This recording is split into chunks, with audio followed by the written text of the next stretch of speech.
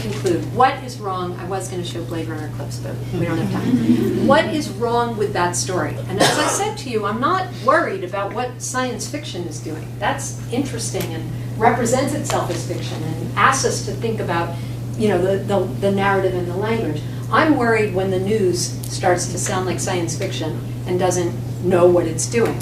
So the story of John Moore, people ask me all the time, well, what do you think should have happened in the John Moore case? Oh, I didn't tell you the end of it, sorry. And the end of the John Moore case was that the California Supreme Court decided for the defendants that John Moore, yes, his rights had been violated. They gave a slap on the wrist to the researchers, but they said, nope, the patent belongs to the researchers. John Moore was like clay in the hands of a sculptor. He doesn't have any entitlement. Okay, so that was the end.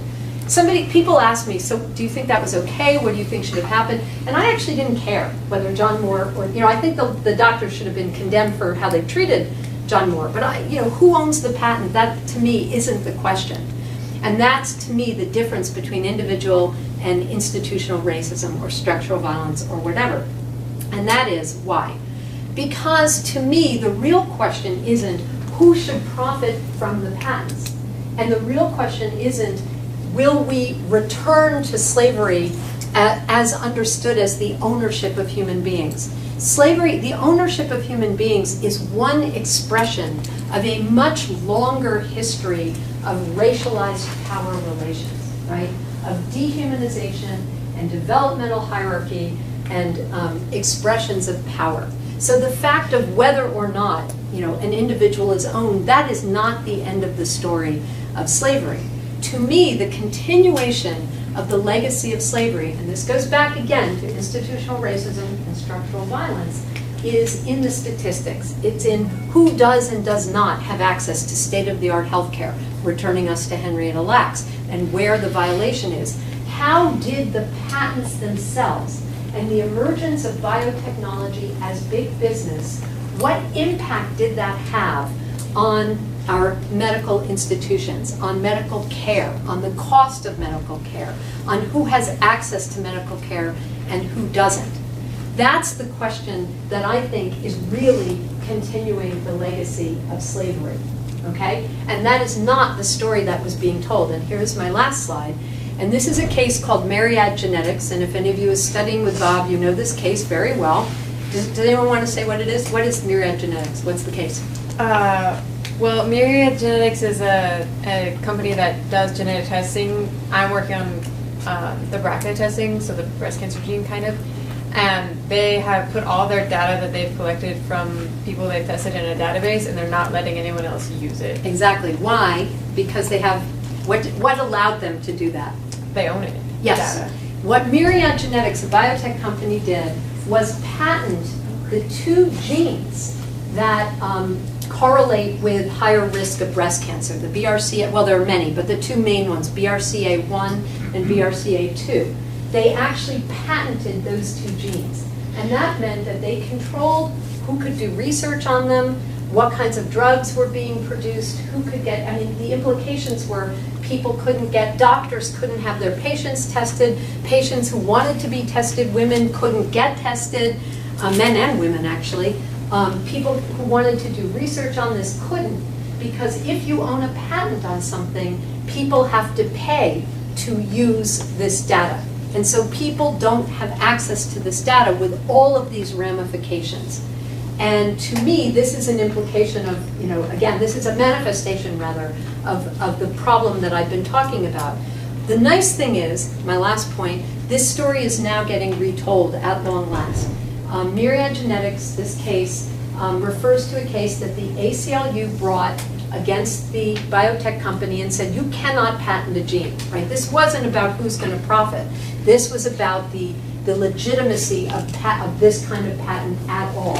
And what the ACLU is trying to do is really break our assumptions, our narratives that patents are necessary for research. And they're trying to get us to rethink the implications and effects of patents. So finally, at long last, we are beginning to retell the story of biotechnology. Thank you.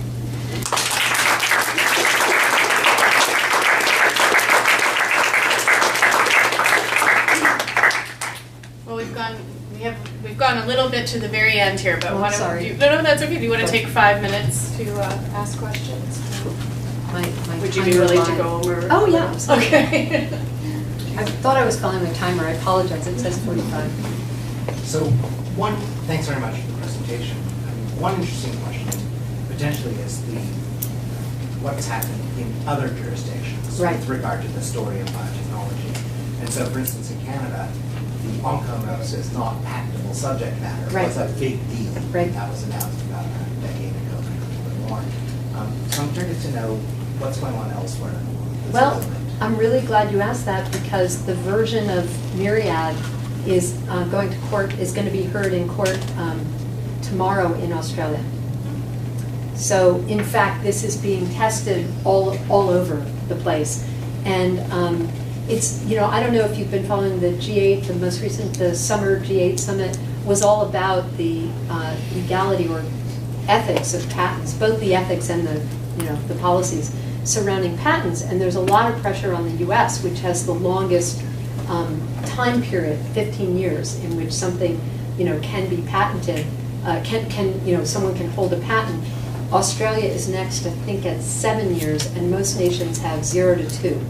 So there's a huge push back against the United States because we control so much of this industry, and so much of this data and information and developments coming out of it aren't accessible and affordable because of our patent laws. So other nations are really beginning to push back, and I was really delighted to see that. It goes in July or August, but so yeah, it manifests very differently. And Bob and I actually did a sort of project together in the UK, and it was very interesting to talk to people in a place that has socialized medicine, where the issues are very different from what they are in a place that doesn't. Nonetheless, they are all impacted by the US because of our stranglehold on this industry. So I want to ask you a question about this notion of what you call the science fictionalization in the histrionic media. And specifically, I want to ask about what forms of science fictionalization are non-histrionic and why. So if one looks back at each of the cases that you talked about, so in the Moore case, in the Chakrabarty case, Adasilomar, and in a variety of other legal cases in particular related to biotechnology, precisely the kinds of property questions that are at stake.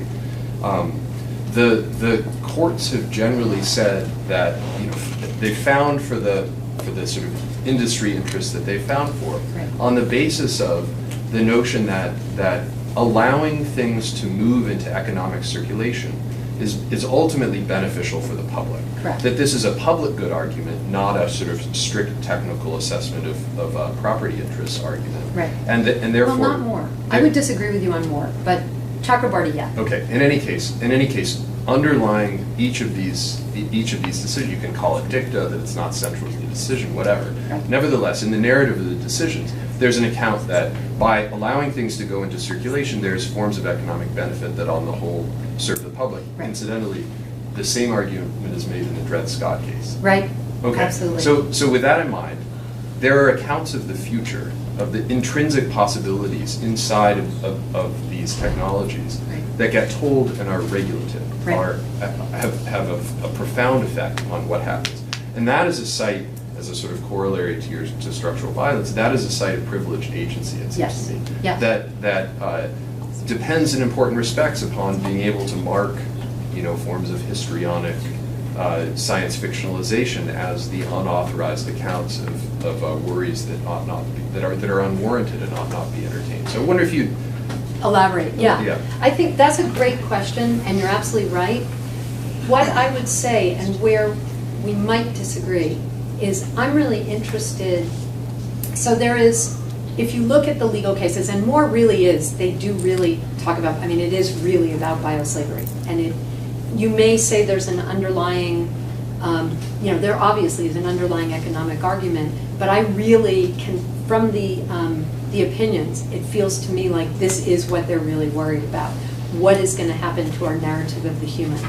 I don't think that's the case in Chakrabarty, right? I think that one really is about how do we allow this industry to emerge. I think that you can't disaggregate those, obviously. But I do think that the narrative that gets out into the public that is really anxious, and I would call histrionic, about if we don't have a stable definition of the human, we're going to have murder, the Toffler narrative, we're going to have murder and whatever, and we're not going to be able to prosecute for it, etc. I think there's a real fear of that. And I guess it's where I would not bring everything necessarily back to the economic relations. This is where I would say diverge from a more strictly Marxist or economist narrative of that. And so I think the question is, how seriously does the language only come back to the power relations and exist only as an expression of them, or is there a separable almost, and this is where I get more into a secular religion or a secular theology kind of argument. I would argue that there is an entire mythic frame around the narrative of the human that coexists with, but does not reduce to the economic relations. Does that answer you? I feel like I'm not answering you, but. I want to apologize because we actually go until 6. I've just been corrected, so we have plenty of time. So go ahead.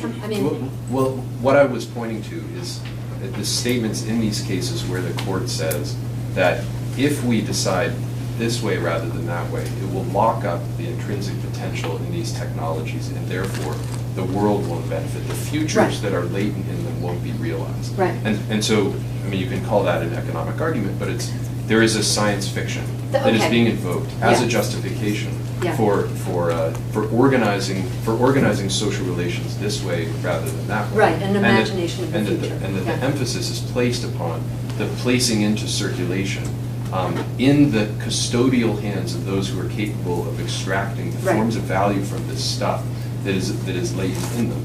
That is a form of science fiction, in fact, that is not marked as such, is deemed warranted, is deemed the underlying justification for the kinds of structures that we end up with in place. And I was wanting to connect this with your slavery discussion by pointing to the fact that it is precisely the same sort of argument that's used in Dred Scott to justify circulation.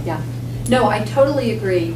I guess I would, but I still want to separate out, and I'm still working through why and how, but I want to separate out the anxiety that is also circulating around the question of the human and how tremendously anxious it makes people when they realize how there is no biological grounding for that definition. And I think that's also a tremendously important, that there is a contest around a particular narrative that is not only, well, I guess it dovetails with, but does not map entirely onto the narrative that you're talking about, which is really a defense of the patent on the ground that we need to protect this so that we can continue to have this powerful research that's coming out of this field. There's also this alongside it concern about what's happening to our definition of who we are and what will happen how will we be destabilized if we don't have that. And that definition, you could argue, is also going to rest in the hands of certain people and not others. And I think that's the connection. Does that make sense? It's a great question. So I really enjoyed your presentation of the biotechnology narrative, and I wanted to ask, oftentimes it seems as though we construct these narratives to help to explain the science or what's going on scientifically to those who perhaps don't understand or have a lower science literacy. And so I wonder, in thinking about how to sort of reconstruct these narratives, how do you deal with the low science literacy in the US but also elsewhere? So what would I recommend? Education.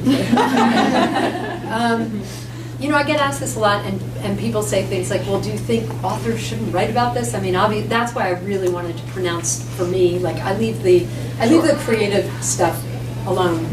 I do think, I wish I could see a media that was more responsible, and I am seeing them get better at the science. So Does the burden fall on the scientists to communicate better about their science?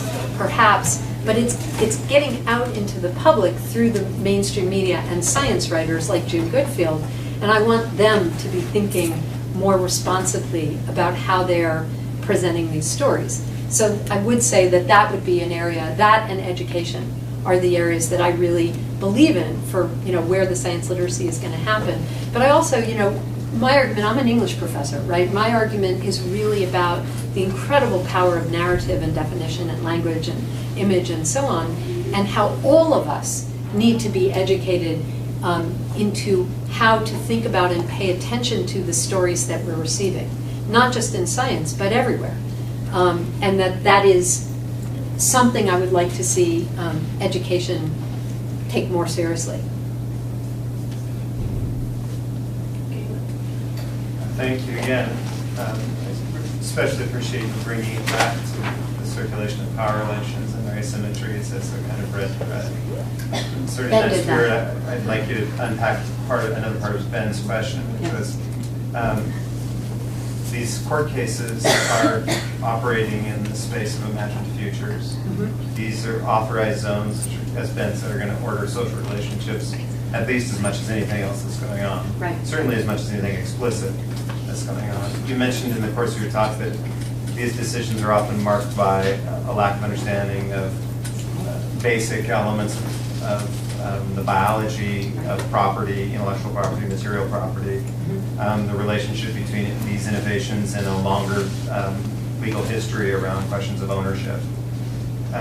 So I want you to meditate for us a little bit on the difference between histrionics in the media and why it is that when those people imagine futures, we can use a term like histrionics, which is a power term. Right. And it's a delegitimization term. Yeah, maybe I should have been more careful. Well, maybe, but maybe not, because also we don't want to be relativistic about this either, because there are important differences. Right. So I want to get what are some of those important differences. Obviously, we're not going to have a theory of the differences, but what are the critical limitations of the moral imagination as it operates by these authorized actors in law and those folks outside of it, such that one group is playing fast and loose with science fiction and but talking about it as not science fiction, but the other people are doing a form of science fiction which we shouldn't, or we worry less about? Or I don't know how to parse it. I would say, first of all, maybe I wasn't clear enough about this, and maybe I was careless with my language, which guilty as charged, right, and I should be paying more attention to, given what I talk about. But I would describe the lawyers in the Moore case, the justices in the Moore case as histrionic, absolutely. And the stuff I skipped over, let me go back to that. Some of the stuff I skipped over in their language, to me, is the exact same language we're seeing in Toffler and the media, right? So the essence of a property interest, the ultimate right of control exists with regard to one's own. By the evolution of civilization from slavery to freedom, from regarding people as challenges to recognition of the individual dignity of each person, necessitates prudence in attributing the qualities of property to human tissue. That, to me, is the same language we're seeing in the media. Or the ultimate decision. Plaintiff has asked us to recognize and enforce a right to sell one's own body tissue for profit. He entreats us to regard the human vessel, the single most venerated and protected subject in any civilized society, I would call that histrionic, or something like it, as equal with the basest commercial commodity. He urges us to commingle the sacred with the profane. He asks much. So maybe that was what I didn't understand in the question. I am holding the justices to the same standards as the media. I am saying that they are irresponsible and circulating a narrative with recourse, both the lawyers and the justices, with recourse to bioslavery that I find highly irresponsible. They don't understand the science. They don't understand property. I mean, this is really mind-blowing. I had a student who wanted, Bob and I, a student who wanted to go to law school, and after this course she said, I don't know if I want to be a lawyer. This is like, God, this is really creepy. And I said, no, you need to go to law school because now you get it and you can be more responsible. This, to me, is really disturbing. That the chief justices, this was the California Supreme Court, but nonetheless, the chief justices of the state are talking about commingling the sacred and the profane when they're looking at a patent case. This is really disturbing to me. And this is what I mean by how this secular theology, and this isn't even secular, I suppose, but how theology creeps into this discussion. That's what concerns me. So if the question is about how I'm distinguishing the justices from the media, I'm really not. And I'm far more concerned by them, because they should, be doing something different than the journalists who are selling papers. But I'm concerned with both. I'm concerned with that narrative that's getting out there. Does that answer? Yes. I mean, maybe in response to that, I mean, more didn't prevail. So this, I mean, so they said this, and that's where we get. No, this was why more didn't prevail. They're Right. saying that he's asking too much. Right, but I mean, but in fact, they were much more persuaded by the argument that, the good of society, the good of biotechnology, we need to, allow these kinds of patents to go forward and not see, any kind of conversion claim. And so, I mean, though they said that, I mean, this was not so I guess I'm confused, because they said this was, in some of the language, but in fact, the decision was, came out against Moore. That was because they were persuaded by, so there's competing narratives. Which one is the one that's violating, which one is gonna send us on that slippery slope back to bioslavery? Is it the patent is going to lead to the ownership of a person, or is it Moore's claim that he owns his cells that is going to lead us back to that narrative? So what they did ultimately, I guess, is sort of distinguish between intellectual versus material property, and they agreed with the defendants that narrative, that they were the ones that were not telling the story of ownership of the cells. I'm concerned with two things. I'm concerned with the fact that it even came down to this question of a slippery slope to bioslavery and of commingling the sacred to the profane. I don't think those are even the issues. So the fact that that was part of their decision, which it was legitimately, really makes me nervous. The second thing is that I wanted, obviously it wasn't what the case was about, but I wanted the whole thing to be seen as a problem, and to have them think about, well, if we're really thinking about what is continuing the legacy of slavery, it isn't which one of them owns the patent, it's what the patent is doing to our healthcare system in the first place. Do you see what I'm saying? You mentioned that there's a court case being heard tomorrow in Australia. Yes. On if a company can own a gene. I think it was like... It's Myriad, right. yeah. Okay. The TPP just passed. And maybe if you can elaborate, if you've been following it, what little I've read on it,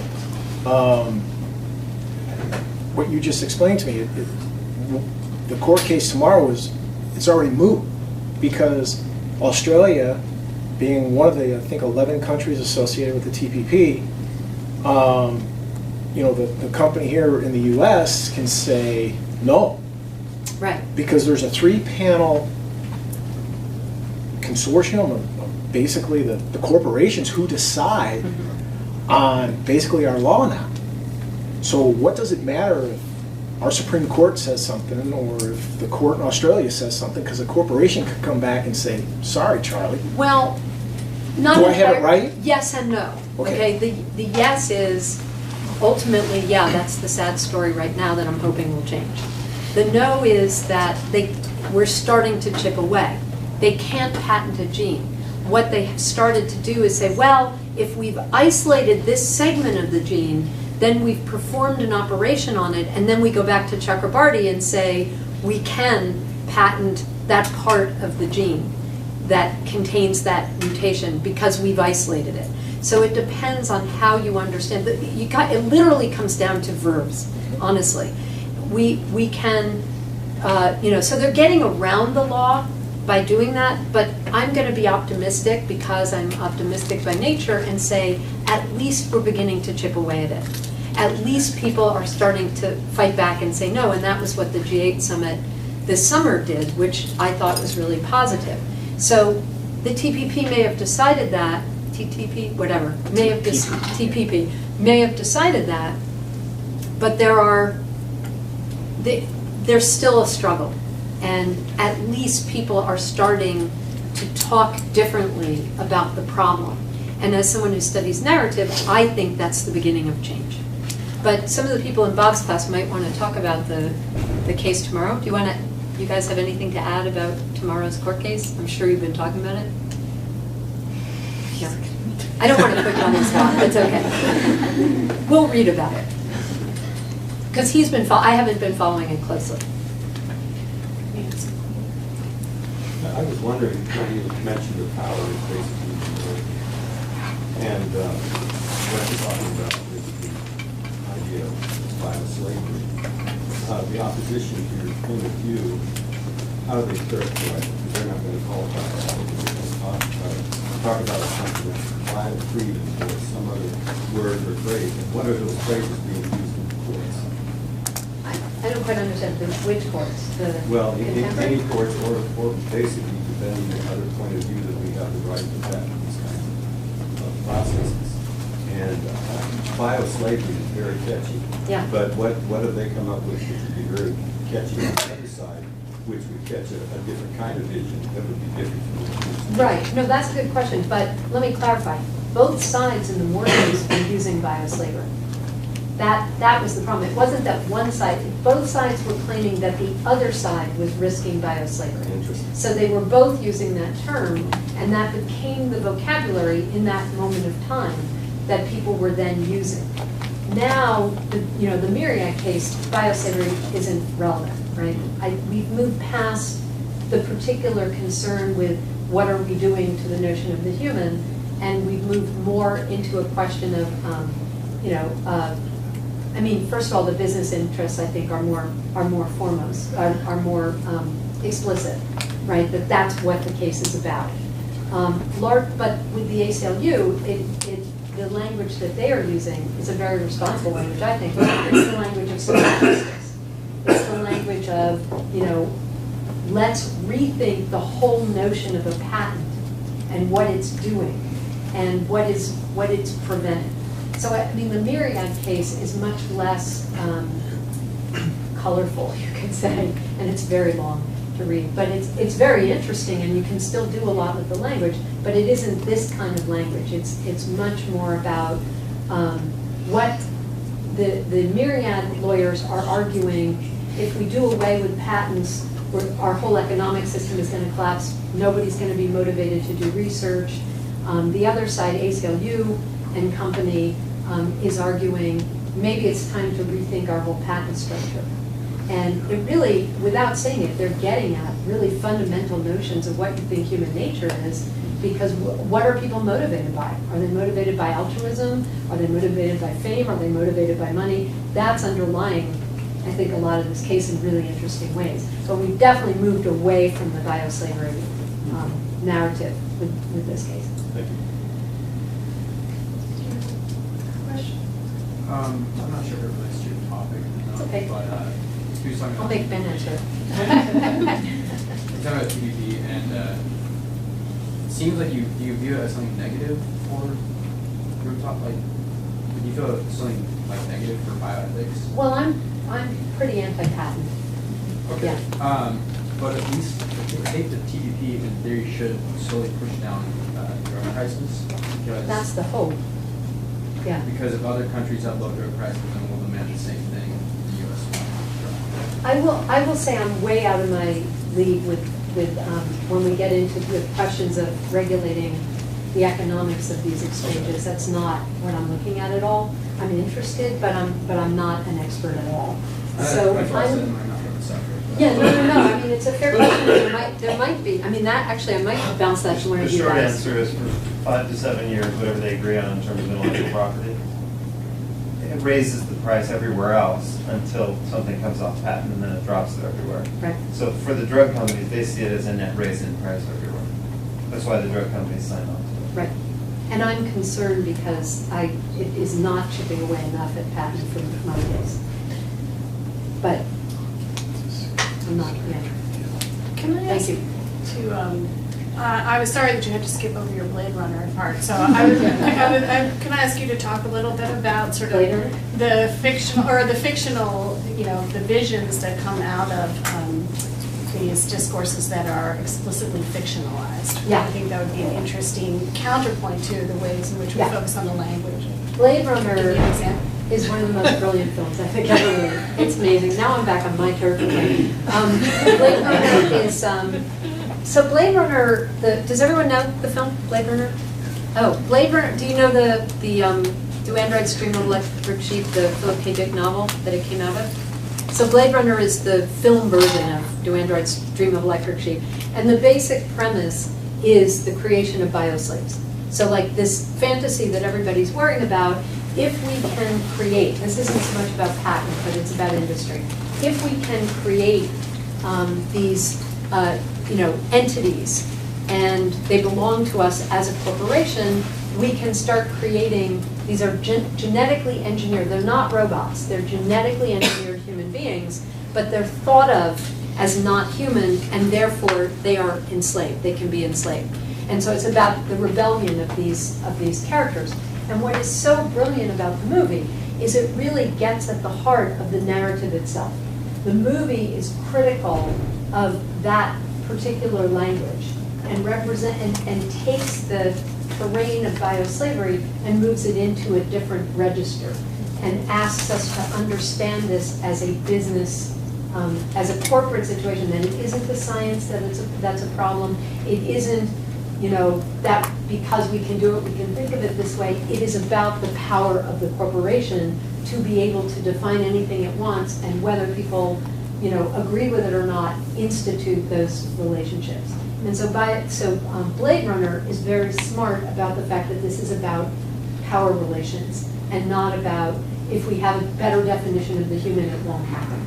And so it's a criticism of the discourse of bioslavery, at least how I read it. And I think it's so interesting the way it maps onto a classic fictional strategy, which is to sort of politicize the individual and to collapse the two, the institutionalized, the structural, and the individual in ways that illuminate the fact that those two things are not actually collapsed. Yeah. I think that this is so I find that a very interesting example. It's a film that, whether, I don't know who's conscious or not conscious, but it is a film that represents the dynamics of structural violence, and very brilliantly, and racialization of power and all of that. I can't help but think, when I think of Henrietta Lacks, I can't help but think of poor Typhoid Mary. Yeah. And how much that cultural trope still stays with us in terms of these like asymptomatic weird vectors who are going to get all of us sick. Yeah.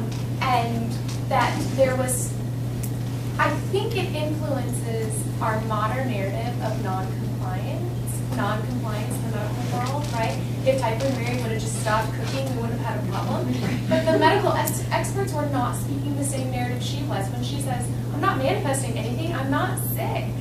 And she's not understanding germ theory or anything. So, which was still a hypothesis. Exactly. I mean, it wasn't even proved science when she was. Absolutely. She couldn't even conceptualize that something microscopic was getting people sick, right? And so I'm wondering how the narrative of Typhoid Mary and your work with contagion in particular, how that shapes your understanding of maybe doctor-patient relationship when talking about illness and helping patients understand by learning to speak each other's narratives. I guess it's the connection to Henrietta Lacks. I'm trying to, if you're asking about that connection, in a way, Henrietta Lacks is the flip side of Typhoid Mary, right? Absolutely. But both of them, and I think what you're seeing that's really interesting is both of them are at the heart of a narrative, that you can't tell a story without a character, right? And both of them serve that function. The novel that is really amazing about that takes Henrietta Lacks and novelizes her, is Octavia Butler's Dawn, well, the trilogy. With Lilith she was thinking about Henrietta Lacks when she created Lilith. And here is a person that is getting interpolated into a medical system, right? But also into a large cultural narrative. That's where I would see the similarity. So I'm not quite sure I'm understanding your question, but I do see that. Yeah, so I mean, the question really is just, for whatever reason, Typhoid Mary as a trope has kind of stayed with Yes. us culturally Yeah. in a different way, I think, than Henrietta Lacks, right? Right. And so what is this power of Typhoid Mary? Is it that there's this fear surrounding her and that we will have these people who they're not going to listen to their doctors, they're just going to kind of be these vectors that are a danger. And so to me, it makes me think about what are new ways of doctors trying to understand the narrative that their patient is working under, right? And in order to nuance that idea of non-compliance, because it's not about someone not being compliant, it's about them not understanding Right. the narrative of public health or of their clinician, right? Well, and it's also, I think to go back to Ben's point, it's also an expression of who has the expertise to make that decision. And that's true in both the Henrietta Lacks narrative and the Typhoid Mary narrative, right? And the story of these medical developments are told through these female protagonists. Non-white, because Typhoid Mary was Irish, which at the time was non-white. So these non-white, lower class female, impoverished female protagonists that represent the lack of understanding that the experts come in. And in fact, they embody the proof of, the expertise. I mean, differently in Henrietta Lacks, definitely in Typhoid Mary, right? Henrietta Lacks is more complicated. But so that there is this sense of it is a narrative about expertise and about ignorance. And I think that continues, right? The patient zero narrative is the Typhoid Mary narrative told again. Ignorance, recalcitrance, we need these doctors who also serve, or these public health officials who can see what we can't see, these experts who also serve in the role of the police, in effect. Right? So, yeah, good point. And now we actually have reached the end of our time. And so I would like to present to you this little symbol of our thanks for you to get this as a